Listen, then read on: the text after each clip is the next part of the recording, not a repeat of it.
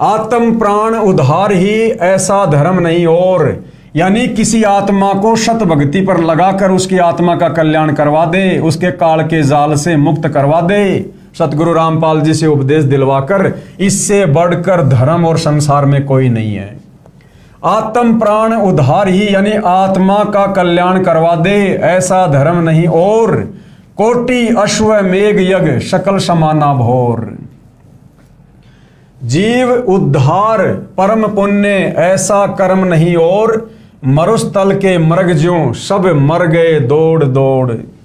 भावार्थ, यदि एक आत्मा को शत भक्ति मार्ग पर लगाकर, और शत भक्ति मार्ग वर्तमान में इस धरती पर केवल सतगुरु रामपाल जी के पास है, यदि एक आत्मा को शत भक्ति मार्ग पर लगाकर उसका आत्म कल्याण करवा दिया जाए यानी मोक्ष करवा दिया जाए, तो करोड़ अश्वमेघ यज्ञ का फल मिलता है और उसके बराबर कोई भी धर्म नहीं है। जीव आत्मा के उद्धार के लिए किए गए कार्य अर्थात सेवा से श्रेष्ठ कोई भी कार्य नहीं है।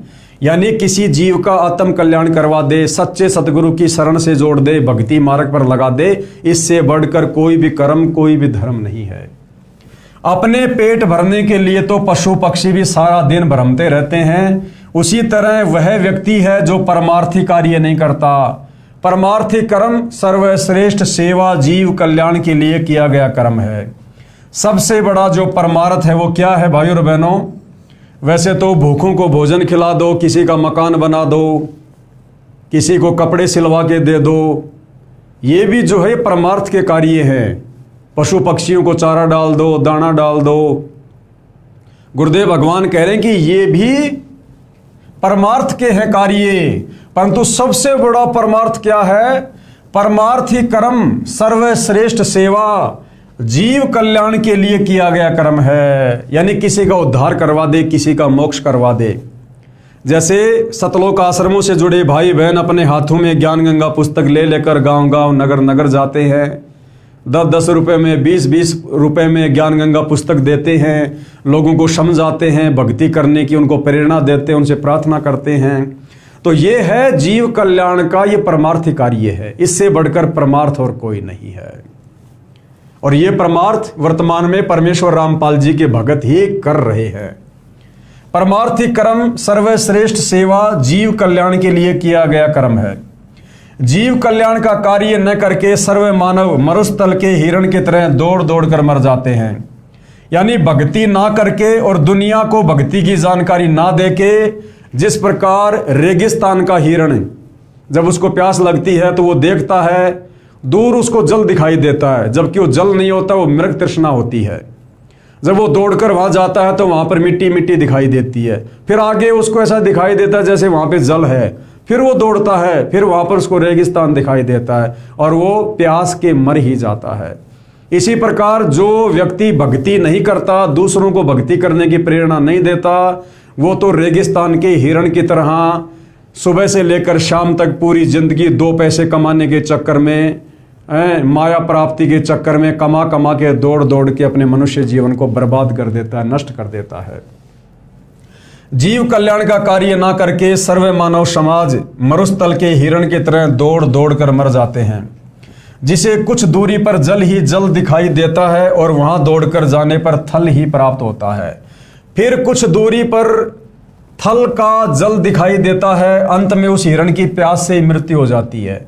ठीक इसी प्रकार जो प्राणी इस काल लोक में जहां हम रह रहे हैं, वे उस हिरण के समान सुख की आशा करते हैं। जैसे निसंतान सोचता है संतान होने पर सुखी हो जाऊंगा, संतान वालों से पूछो तो उनकी अनेकों समस्याएं सुनने को मिलेंगी। इस काल के लोक में वो भी दुखी जिसकी संतान नहीं है, हे भगवान मेरे पुत्र नहीं है, मेरी पुत्री नहीं है, संतान नहीं है, दुनिया ताने मारती है, बुढ़ापे में क्या होगा। जिसको संतान नहीं है वो दुखी, और जिसको संतान है उसके पास जाके पूछ लो वो माँ दुखी। बेटा बेटी को इज्जत नहीं करते, बहू मुझे अच्छे से नहीं बोलती, मेरे कपड़े नहीं धोते, सीधे मुंह बात नहीं करते, बेटा मेरी पिटाई करता है, मेरा बेटे ने घर बर्बाद कर दिया, जमीन बेच दी, मकान बेच दिए। अर्थात इस काल बलि के लोग के विषय में हमें गुरुदेव समझा रहे हैं कि ना यहाँ पर गरीब सुखी, ना यहाँ पर धनवान सुखी। ना यहाँ पर संतान वाला सुखी, ना यहाँ पर निसंतान सुखी, यहाँ पर सब दुखी है। भाई तन धर सुखिया कोई न देखा, जो देखा सो दुखिया हो, उदय अस्त की बात करे मन सब का किया विवेकाओ। कबीर परमात्मा कहते हैं मैंने संसार का सबके पास जा जाके, ब्रह्मा विष्णु महेश देवी देवता, बड़े बड़े साधु संत महात्मा ऋषि, आम सांसारिक व्यक्ति, राजा महाराजा, कहते मैंने सबके पास जा जाके देख रखा है, यहां पर कोई सुखी नहीं है। जैसे निसंतान सोचता है संतान होने पर सुखी हो जाऊंगा, संतान वालों से पूछो तो उनकी अनेकों समस्याएं सुनने को मिलेंगी। निर्धन व्यक्ति सोचता है कि धन हो जाए तो मैं सुखी हो जाऊंगा। जब धनवानों की कुशल जानने के लिए सवाल करोगे तो ढेर सारी परेशानियां सुनने को मिलेंगी। अरे भाई मैंने बैंक से 2 करोड़ का लोन लिया था, वहां मैंने फैक्ट्री डाली, मेरा कारोबार बंद हो गया, नहीं चला, 4 करोड़ का घाटा हो गया, सर पकड़ के बैठा है। तो यहाँ भाई और बहनों, ना धनवान सुखी है ना यहाँ पर निर्धन सुखी है। निर्धन व्यक्ति सोचता है धन हो जाएगा तो मैं सुखी हो जाऊंगा। जब धनवानों की कुशल जानने के लिए प्रश्न करोगे तो ढेर सारी समस्या सुनने को मिलेंगी। कोई राज्य प्राप्ति से सुख मानता है, ये उसकी महाभूल है। राजा यानी मंत्री, मुख्यमंत्री, प्रधानमंत्री, राष्ट्रपति को सपने में भी सुख नहीं है। अब इससे बड़ी बात और क्या होगी भाई और बहनों। हम तो इन्हीं लोगों को सबसे ज्यादा सुखी मानते हैं, धनवान मानते हैं। सरपंच, मंत्री, प्रधानमंत्री, एमएलए, एमपी, राष्ट्रपति, इनसे ज्यादा सुखी तो हम किसी को मानते ही नहीं। लेकिन वो कबीर भगवान, सारी सृष्टि का मालिक, जो सबकी एडी से चोटी तक की जानता है, वो कह रहा है कि यहां पर तो राजा अर्थात मंत्री, मुख्यमंत्री, प्रधानमंत्री, राष्ट्रपति को भी सौपन में सुख नहीं होता। जैसे 4-5 सदस्यों के परिवार का मुखिया अपने परिवार के पालन पोषण में कितना परेशान रहता है, राजा तो एक क्षेत्र का मुखिया होता है, उसके प्रबंध में सुख सौपन में भी नहीं होता। राजा लोग शराब पीकर कुछ गम भुलाते हैं, माया इकट्ठा करने के लिए जनता से टैक्स लेते हैं, फिर अगले जन्मों में जो राजा सत भक्ति नहीं करते, पशु योनियों को प्राप्त होकर उस प्रत्येक व्यक्ति से वसूले टैक्स को उसके पशु बनकर लौटाते हैं। किसी का गधा बनेगा, किसी का बैल बनेगा वो राजा, जो आज दुनिया का टैक्स ले लेके और अपनी मौज मस्ती कर रहा है। ये इस काल के लोग का भयंकर रूल है।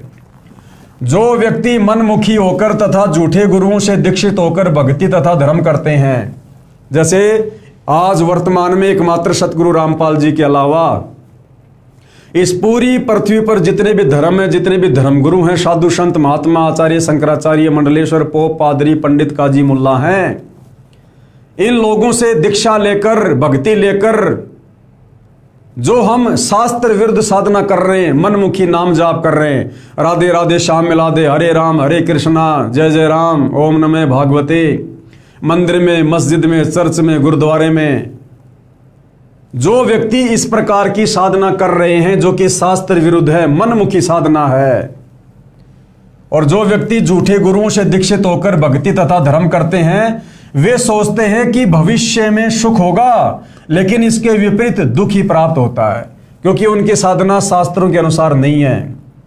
कबीर साहिब कहते हैं कि मेरा ये ज्ञान ऐसा है कि यदि ज्ञानी पुरुष होगा तो इसे सुनकर हृदय में बसा लेगा। यानी अभी तक तो इस ज्ञान गंगा पुस्तक की हम भूमिका पढ़ रहे हैं, भूमिका अभी शुरू नहीं हुई है।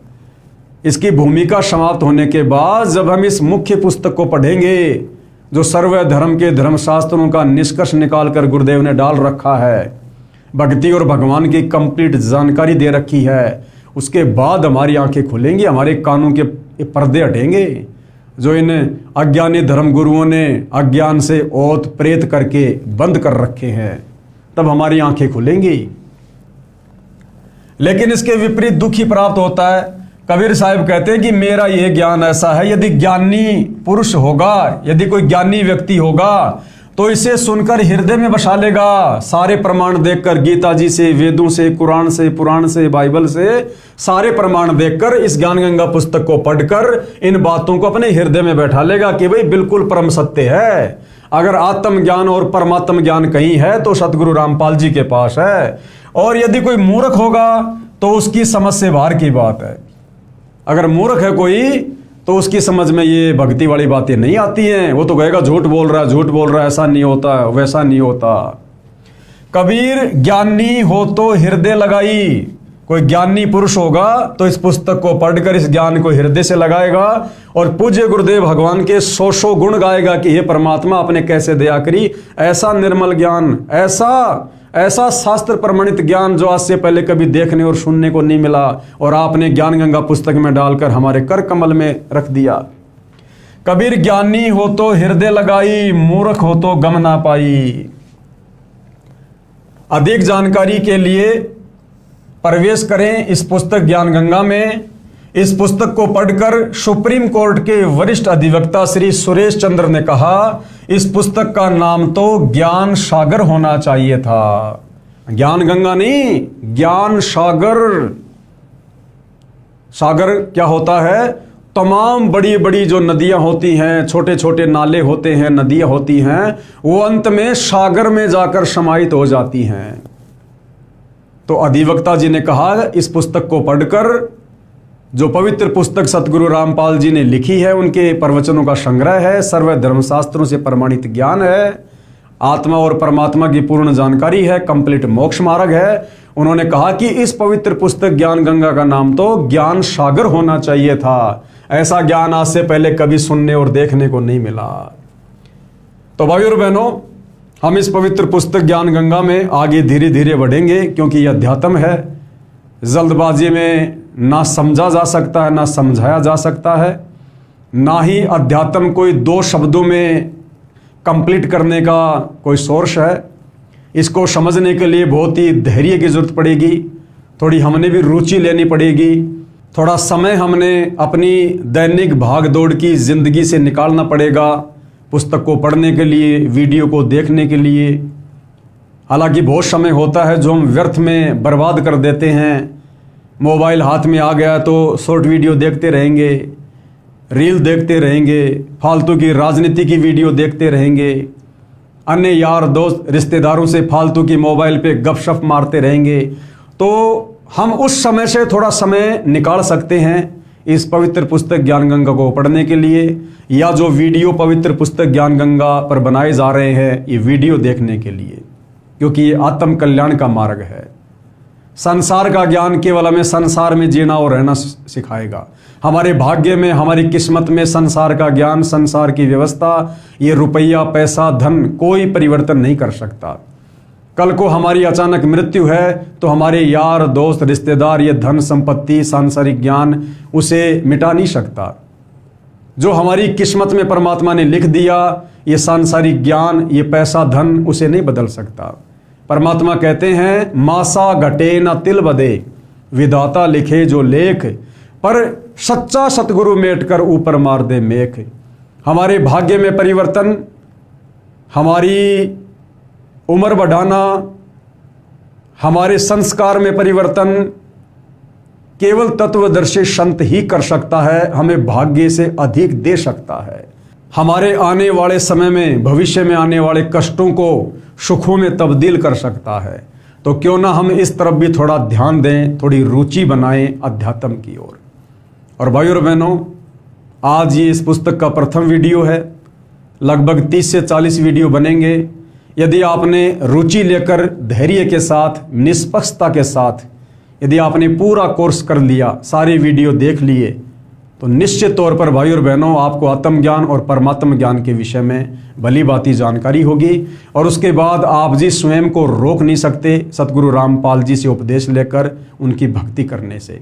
और यदि एक बार आपने सतगुरु रामपाल जी से उपदेश ले लिया, भक्ति शुरू कर दी, तो भाइयों और बहनों आत्मा का कल्याण निश्चित रूप से तय है। तो यदि आपको ज्ञान समझ में आता है तो आप जी अविलंब सतगुरु रामपाल जी, जो वर्तमान में शतलोक आश्रम में बैठे हैं, आप जी जाकर उनसे दीक्षा ले सकते हैं।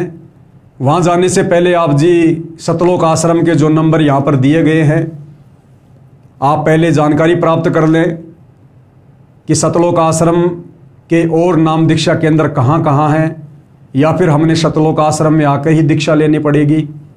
तो जाने से पहले आप जी शतलोक आश्रम के इन नंबरों पर संपर्क अवश्य करें और उसके बाद अविलंब सतगुरु रामपाल जी से नाम दीक्षा लेकर अपनी आत्मा का कल्याण करवाएं। तो भाइयों और बहनों, आज परमेश्वर रामपाल जी के कर कमल से लिखित उनके सत्संगों का संग्रह इस पवित्र पुस्तक ज्ञान गंगा पर हमारा ये पहला वीडियो है। अगले वीडियो में हम कल फिर आगे बढ़ेंगे। सभी भाई बहन रात्रि 8:30 बजे लाइव जुड़िएगा। तब तक पूज्य गुरुदेव भगवान हम सभी को आशीर्वाद दें, आज्ञा दें, हमें सद्बुद्धि दें, हम परमपिता परमेश्वर जी के ज्ञान को समझने में रुचि लें और परमेश्वर हमारी बुद्धि खोले ताकि हम अध्यात्म में आगे बढ़ें। बंदी छोड़ सतगुरु रामपाल जी परमेश्वर जी की जय हो।